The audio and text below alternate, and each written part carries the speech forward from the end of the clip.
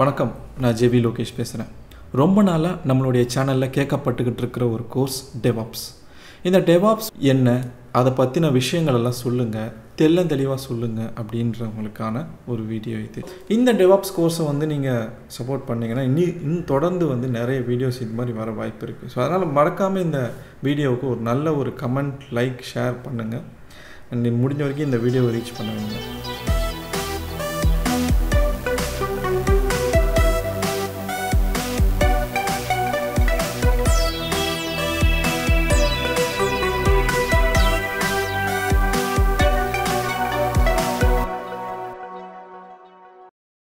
இந்த சேனல் இன்னும் வளரணும்னு நினச்சிங்கன்னா தயவுசெய்து டொனேட் பண்ணுங்கள். டொனேட் பண்ணுறதுக்கான டீட்டெயில்ஸ் எல்லாமே டிஸ்கிரிப்ஷனில் இருக்குது.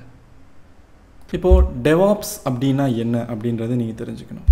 டெவாப்ஸ் அப்படிங்கிறது ஒரு வழிமுறை. அந்த வழிமுறையை வச்சுக்கிட்டு நம்மளால் ஒரு சாஃப்ட்வேரை பில்ட், டெஸ்ட் மற்றும் ரிலீஸ் பண்ண முடியும். கேட்க நல்லா தான் இருக்குது, ஆனால் இன்னுமே எனக்கு புரியல அப்படின்றவங்களுக்கு நான் இன்னும் தெளிவான ஒரு விளக்கம் ஒன்று சொல்கிறேன். இப்போ நீங்கள் ஒரு டெவலப்பர், நீங்கள் ஒரு கேமை டெவலப் பண்ணுறீங்க. அதுக்குள்ளே இருக்கிற லெவல்ஸ், கேரக்டர்ஸ் எல்லாமே டெவலப் பண்ணுறது நீங்கள் தான்.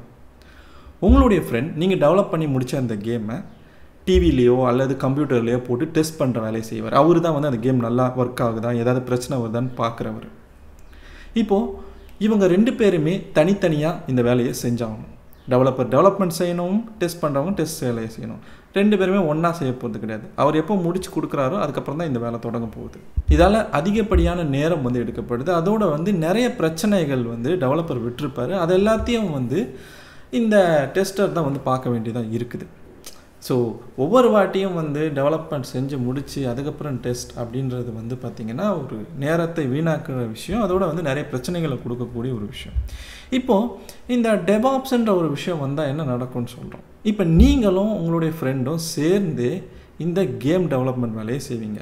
நீங்கள் கேம் டெவலப்மெண்ட்டை ஒவ்வொரு ஸ்டேஜில் முடிக்க அவர் டெஸ்ட் பண்ணிக்கிட்டே வருவார். இதனால் என்ன ஆகும், உடனடியாக உங்களுடைய கேம் டெவலப்மெண்ட் முடியும். அதே நேரத்தில் எந்த ஒரு பிரச்சனையும் உடனடியாக தீர்க்கவும் படுதுன்றதால உங்களுக்கு கேம் டெவலப்மெண்ட் எந்த ஒரு பிரச்சனையும் இல்லாமல் ரன் ஆகும். இப்போது நீங்கள் தான் டெவலப்மெண்ட் டீம், உங்கள் ஃப்ரெண்டு ஆப்ரேஷன்ஸ் டீம். இதை தான் டெவாப்ஸ் அப்படின்னு சொல்கிறாங்க.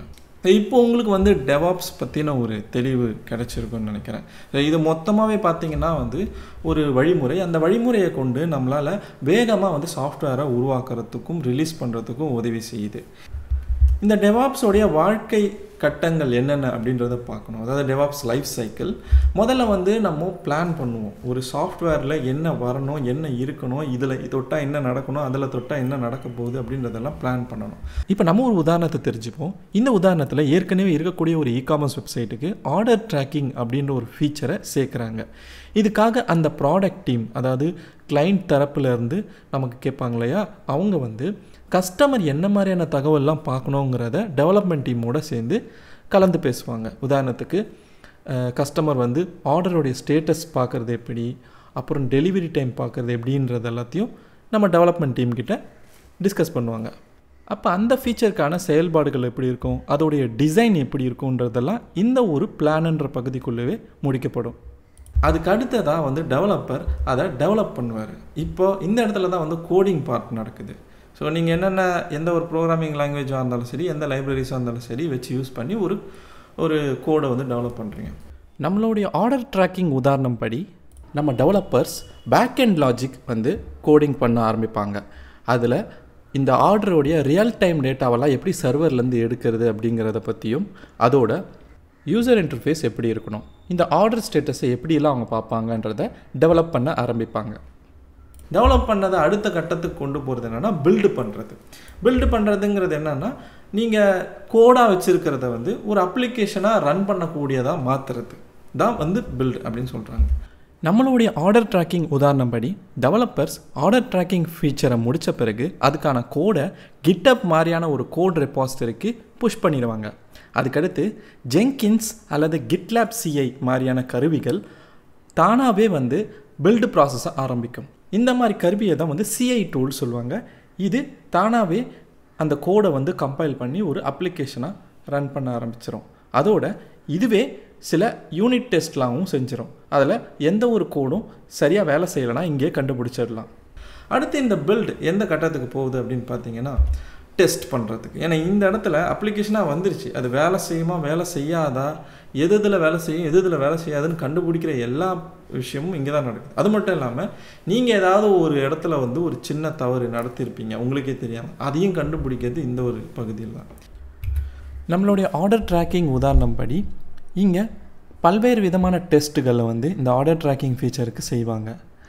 அது வேலை செய்தான்றதை தெரிஞ்சுக்கிறதுக்கு யூனிட் டெஸ்ட்டை முதல்ல பண்ணுவாங்க. யூனிட் டெஸ்ட்டுங்கிறது நம்ம இதுக்காக எழுதின பேக்எண்ட் கோடு மட்டும் வேலை செய்யுதா, ட்ராக்கிங் வந்து சரியாக நடக்குதான்றதை சரி பார்க்குறது. அதுக்கப்புறமா யூஐ டெஸ்ட். இதில் யூஐயில் அதாவது ஃப்ரண்ட் எண்டில் ஆர்டர் ஸ்டேட்டஸ் கரெக்டாக வந்து காமிக்கப்படுதா, அதாவது ஷிப்டு, இன் டிரான்சிட்டு அல்லது இன் ப்ராக்ரஸ்ஸு, இந்த மாதிரியான தகவல் எல்லாம் வந்து சரியாக காட்டப்படுதான்றதை வந்து இங்கே டெஸ்ட் செய்வாங்க. அப்புறம் இன்டகிரேஷன் டெஸ்ட் செய்வாங்க. இதில் பேக்எண்ட் கோடும் ஃப்ரண்ட் எண்ட் கோடும் சரியாக இணைஞ்சு வேலை செய்தான்ற டெஸ்ட்டு பண்ணுவாங்க. இந்த மாதிரி பல்வேறு விதமான டெஸ்ட்டுகளை பண்ணுறது தான் இந்த கட்டத்தில் நடக்கும். இது தவறை கண்டுபிடிச்சாலும் அதை திரும்பவும் கொண்டு போய் டெவலப்மெண்ட்டில் சரி பண்ணி மறுபடியும் இந்த கட்டத்துக்கு கொண்டு வருவாங்க. எந்த ஒரு பிரச்சனையும் இல்லாத போதான் அடுத்த கட்டத்துக்கு நம்ம நகருவோம். இந்த ஒரு பகுதி எந்த ஒரு பிரச்சனையும் இல்லாமல் முடிக்கப்பட்டால் தான் அடுத்து டெஸ்டிங் முடிஞ்ச பிறகு அடுத்த கட்டமாக போகிறது வந்து ரிலீஸ் தான். இந்த ரிலீஸில் வந்து இந்த சாஃப்ட்வேருக்கான வேர்ஷன் நம்பர் இடப்படும், அதோட அந்த வேர்ஷனுக்கான ரிலீஸ் நோட்ஸ், இதில் என்னென்ன ஃபீச்சர்ஸ்கள் வந்திருக்கு அப்படின்ற விஷயங்கள்லாம் இங்கே கொண்டு வரப்படும். ஆனால் பொதுவாக வந்து டெவாப்ஸில் இந்த ஒரு கட்டம் அடிக்கடி வராது, நேரடியாக அடுத்த கட்டமான டெப்ளாய்மெண்ட்டுக்கு போயிடும். இந்த டெப்ளாய்மெண்ட் தான் நீங்கள் ரெடி பண்ண அந்த அப்ளிகேஷன் எங்கே ரன் ஆக போகுது. இங்கே தான் வந்து உங்கள் அப்ளிகேஷன் ரன் ஆகிறதுக்கான சர்வர், அப்புறம் அது என்ன டேட்டா பேஸ், இந்த அப்ளிகேஷனுக்கு துணையாக என்னென்ன டூல்ஸ் வந்து பொருத்தப்படணும் அந்த சர்வர்லன்ற எல்லா விஷயங்களும் இங்கே நடக்கும். ஆக உங்கள் அப்ளிகேஷனை அந்த சர்வருக்குள்ளே ரன் பண்ணுறதுக்கான எல்லா கடைசி கட்ட வேலைகளும் இங்கே தான் நடக்கும். நம்மளுடைய ஆர்டர் ட்ராக்கிங் உதாரணம் படி இந்த ஃபீச்சரை கொண்டு போய் ஒரு லைவ் வெப்சைட்டில் டெப்ளாய் பண்ணுவாங்க. இப்போது கஸ்டமரால் அந்த வெப்சைட்டில் ஆர்டர் சம்மந்தப்பட்ட ரியல் டைம் தகவலை பார்க்க முடியும். முக்கியமாக இதில் டிப்ளாய்மெண்ட் டூல்களாக நம்மளுக்கு தேவைப்படுறது குபர்னெட்ஸ், டாக்கரு, AWS மாதிரியான கருவிகள் தான். இதெல்லாம் தான் என்ன பண்ணும், ஒரு சர்வர் அமைச்சு அந்த சர்வர் மெஷின்குள்ளே உங்களுடைய அப்ளிகேஷன் ஒரு வெப்சைட்டாக வேலை செய்கிறதுக்கான எல்லா விஷயங்களும் கொண்டு இருக்கும். அடுத்தது என்னன்னு கேட்டிங்கன்னா ஆப்ரேட். இந்த இடத்துல வந்து உங்கள் அப்ளிகேஷன் டெப்ளாய் செஞ்ச பிறகு இது எப்படி வேலை செய்யுது, ஏதாச்சும் வந்து பிரச்சனை வந்து சர்வரில் வருதா, டேட்டாபேஸோடைய பர்ஃபார்மன்ஸ் குறையுதா, அப்புறம் வந்து உங்கள் அப்ளிகேஷன் வந்து லோட் ஆகிறதுல ஏதாச்சும் டிலே ஆகுதா, இந்த மாதிரியான பிரச்சனைகள் எல்லாத்தையும் வந்து நோட் பண்ணுறது இந்த ஒரு இடத்துல தான். இதில் மொத்தமாக உங்கள் அப்ளிகேஷன்லேருந்து நீங்கள் ரன் பண்ணுற அந்த ப்ரொடக்ஷன் என்விரான்மெண்ட், அந்த சர்வர் வரைக்கும் எல்லாத்தையுமே வந்து கவனிப்பாங்க. அடுத்த ஆப்ரேஷன்ஸ் டீம் இந்த வெப்சைட்டோடைய சர்வர்களையும் டேட்டாபேஸ்களையும் கண்காணிக்க ஆரம்பிப்பாங்க. இந்த புது ஃபீச்சரால் எந்த ஒரு பிரச்சனையும் வராமல் இருக்கணுன்றதை அவங்க கண்காணிச்சுக்கிட்டே இருப்பாங்க. இதுக்காக ப்ரொமோத்தியோஸ், கிரஃபானா அல்லது நியூ ரிலிக் மாதிரியான கருவிகளை பயன்படுத்துவாங்க. இதெல்லாமே வந்து சர்வருடைய லோடையும் அதோடைய ரெஸ்பான்ஸ் டைம்களையும் அதோட டேட்டாபேஸ் கொரிகளையும் வந்து சோதனை செய்யறதுக்கு பயன்படும்.